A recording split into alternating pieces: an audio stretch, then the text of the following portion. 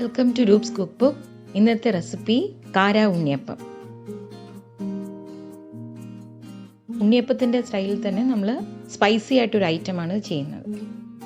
വളരെ ഈസിയാണ്. ഇതിനുള്ള ഇൻഗ്രീഡിയൻസ്: ഒരു സവാള ചോപ്പ് ചെയ്തെടുത്തിട്ടുണ്ട്, 2 ഗ്രീൻ ചില്ലീസ് ആൻഡ് ഒരു 1/2 ഇഞ്ച് കഷ്ണം ഇഞ്ചി, 2 പച്ചമുളക് മുമ്പ് 4 എടുക്കുന്നവർക്ക് എടുക്കാം. ഇവിടെ ഇനിയിപ്പം 1 കപ്പ് റവ എടുത്തിട്ടുണ്ട്, 1/2 കപ്പ് കടലമാവ്. ഇത് 200 ml കപ്പാണ്. ഈ അളവിലാണ് ഞാൻ 1 കപ്പ് റവയും 1/2 കപ്പ് കടലമാവും എടുത്തിരിക്കുന്നത്. ഇനി നമുക്ക് ഈ ഇൻഗ്രീഡിയൻസ് എല്ലാം കൂടെ ഒന്ന് മിക്സ് ചെയ്തെടുക്കണം. ഞാനിവിടെ ഇപ്പോൾ 2 പച്ചമുളകേ അരിഞ്ഞിട്ടുള്ളൂ. പച്ചമുളകിൻ്റെ ടേസ്റ്റ് കൂടുതൽ ഇഷ്ടമുള്ളവർക്ക് വേണമെങ്കിൽ അത് 4 പച്ചമുളക് ആക്കാം. ഞാൻ അതിനിടയ്ക്ക് അതിൻ്റെ ഉള്ളിൽ ഈ മുളക് പൊടിയാണ് ഇവിടെ കൂട്ടിയിരിക്കുന്നത്. ഇനി 1 ടേബിൾ സ്പൂണോളം തൈര് ആഡ് ചെയ്യുന്നുണ്ട്. പിന്നെ 1 ടീസ്പൂൺ ചില്ലി പൗഡർ,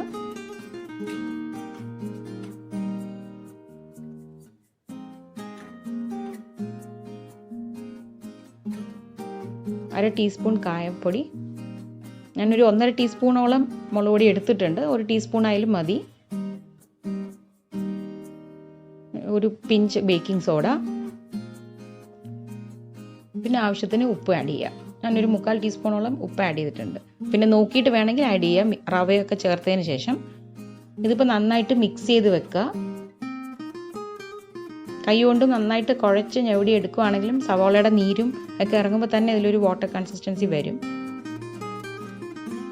പിന്നെ റവ ആഡ് ചെയ്യണം, കടലമാവ് ആഡ് ചെയ്യാം.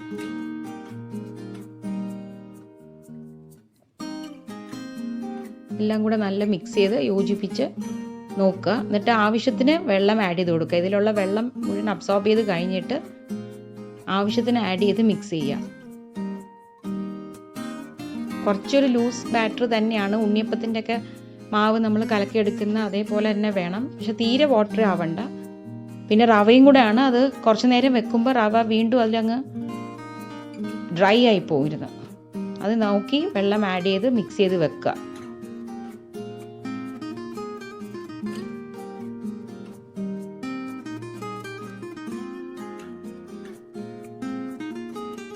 ഇനി നമുക്ക് ഇവിടെ അപ്പക്കാര എടുത്തിട്ടുണ്ട്, അതിൽ കുറച്ച് വെളിച്ചെണ്ണ ഒഴിച്ചു കൊടുക്കുന്നുണ്ട്. നിങ്ങൾക്ക് ഇഷ്ടമുള്ള ഓയിൽ യൂസ് ചെയ്യാം. ഇതിലിപ്പോൾ ഞാൻ വെളിച്ചെണ്ണയാണ് എടുത്തിരിക്കുന്നത്.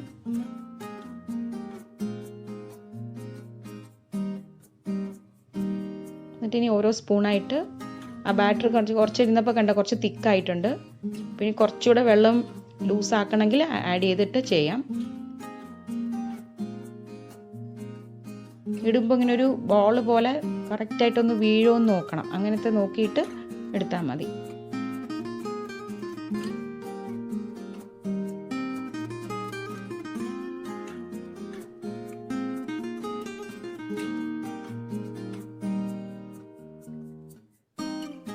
ബാറ്റർ കൺസിസ്റ്റൻസി നോക്കിയിട്ട് അതനുസരിച്ച് ഇങ്ങനെ ഓരോ സ്പൂണായിട്ട് ഇട്ട് കൊടുക്കുക.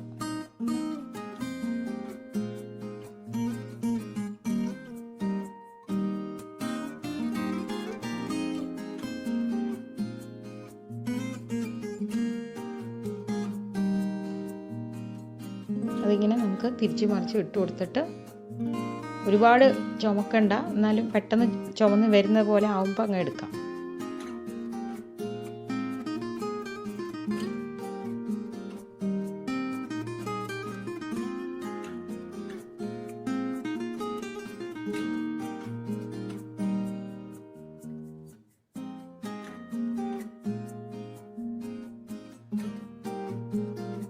നേരത്തെ കുറച്ച് ബാറ്ററി ഇരുന്നപ്പോൾ തന്നെ കുറച്ച് തിക്കായി തുടങ്ങി.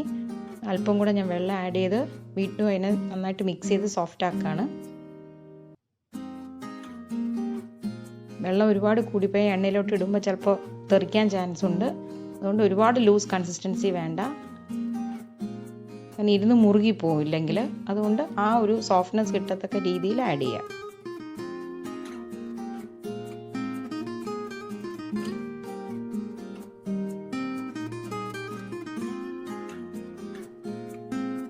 നല്ലൊരു സ്നാക്കാണ്. ഈസി സ്നാക്കാണ് ടീ ടൈമിൽ എടുക്കാനായിട്ട്.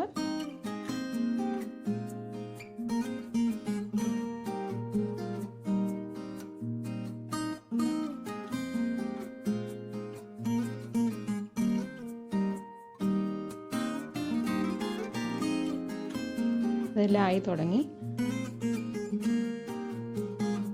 പുറത്തൊരു ക്രിസ്പിനെസ് വരും റവ ആയതുകൊണ്ട്, പക്ഷെ ഉള്ളിൽ നല്ല സോഫ്റ്റാണ്.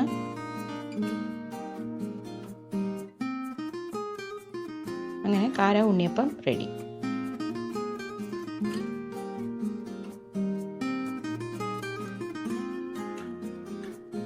Thank you for watching.